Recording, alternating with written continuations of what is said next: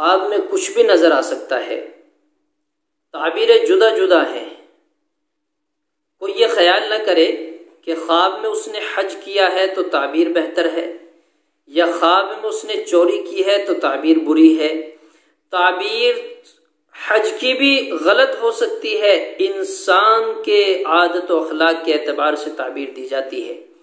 کوئی بندہ خواب میں اذان پڑھتا ہے، بظاہر تو نظر آتا ہے کہ اس نے اذان پڑھی ہے، لیکن انسان کے اوپر یہ بات فٹ ہوتی ہے، متعین ہوتی ہے کہ وہ بندہ نیک ہے یا بد ہے، اچھا ہے یا برا ہے۔ پھر اذان اس نے خواب میں پڑھی ہے، اس کی تعبیر اس کے اعتبار سے دی جائے گی۔ بعض لوگوں کے لیے تعبیر دی جاتی ہے کہ کوئی شخص اذان پڑھے تو اس کا مطلب یہ ہے کہ وہ چور ہے، چوری کرتا ہے۔ ایک کے بارے میں تعبیر دی جاتی ہے کہ اللہ اس کو حج کے لیے بلائے گا۔ اور بھی تعبیریں ہیں۔ بہرکیف اس وقت مجھے یہ بتلانا ہے کہ خواب میں اگر کوئی بندہ تکبیر کہتا ہے، تکبیر کیا ہے؟ اللہ اکبر، اس کا نام تکبیر ہے۔ اب وہ تکبیر چاہے نماز کے لیے ہو یا تکبیر چاہے کسی ایسے مقام پر وہ کھڑا ہے جہاں دشمنوں کا غلبہ یا کوئی اور چیز ہے اور اللہ کی صدا لگانی ہے، اللہ اکبر کہہ کے تکبیر کہنا ہے۔ بہرکیف اللہ اکبر یہ تکبیر ہے، چاہے وہ کسی بھی موقع پر اس نے دیکھا۔ حضرت ابن سیرین رحمۃ اللہ علیہ فرماتے ہیں کہ خواب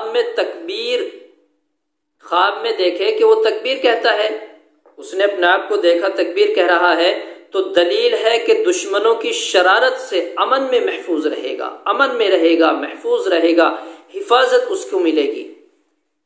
دشمنوں کی شرارت سے، فساد سے، دشمنوں کے نقصان پہنچانے سے محفوظ رہے گا۔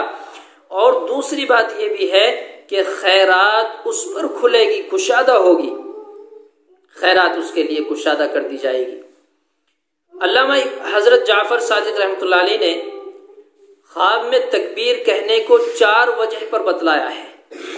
خواب میں وہ تکبیر کہتا ہے، اس کی 4 وجہ ہے۔ خلاصہ کر دیا، تکبیر چاہے جیسی ہو، 4 باتوں میں سے ایک بات ضرور ہوگی، 4 باتوں میں سے ایک بات ضرور ہوگی۔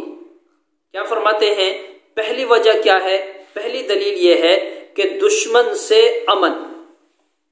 میں نے اس میں بھی آپ کو ذکر کیا، علامہ ابن سیرین رحمۃ اللہ علیہ کی وضاحت میں حضرت جعفر صادق فرماتے ہیں کہ دشمن سے امن محفوظ رہے گا، ہر اعتبار سے دشمن سے محفوظ رہے گا اگر خواب میں تکبیر کہتا ہے۔ دوسری وجہ حضرت جعفر صادق رحمۃ اللہ علیہ فرماتے ہیں کہ فتنے سے خلاصی، کسی فتنے میں مبتلا ہے تو چھٹکارا پائے گا، فتنے سے خلاصی پائے گا، یا کسی فتنے میں مبتلا ہی نہیں ہوگا، اثر نو، فتنے سے محفوظ رہے گا۔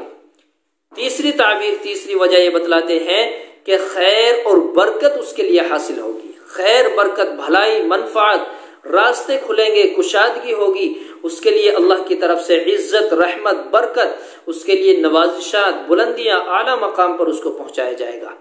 چوتھی وجہ علامہ حضرت جعفر صادق علیہ رحمہ فرماتے ہیں کہ بستہ کاموں کی کشائش، ہر کام میں کشادگی، جس کام میں بھی ہاتھ ڈالا خیر، جس کام میں بھی چلا بھلائی، جس کام کی طرف چلا وہ ہو گیا، ہر کام اس کے لیے بنتا چلا جائے گا، بڑھتا چلا جائے گا، کام میں ترقی کرتا چلا جائے گا۔ تو یہ 4 وجہ ہیں خواب میں تکبیر کہنے کی۔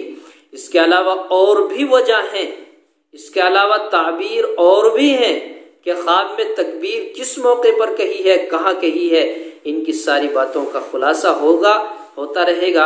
اللہ عمل کی توفیق عطا فرمائے۔ خود بخود کسی خواب کی تعبیر متعین نہ کر لیں۔ اگر آپ نے کوئی خواب ان باتوں میں سے دیکھا ہے تو سمجھ لینا کہ یہ میری تعبیر ہے، ان کے علاوہ کوئی اور بات دیکھی ہے، تکبیر تو کہتا ہے لیکن کس موقع پر کہی، کب کہی، کون سی تکبیر کہی، کیا کہا، یہ ساری باتیں جدا جدا ہوتی ہیں۔ پھر ان کو کسی سے مشورہ کر کے، کسی بہتر عالم سے، کسی باوقار عالم سے، معتبر عالم سے اس کا مطلب معلوم کر لیا جائے، انشاءاللہ پھر نفع ہوگا۔ اللہ عمل کی توفیق۔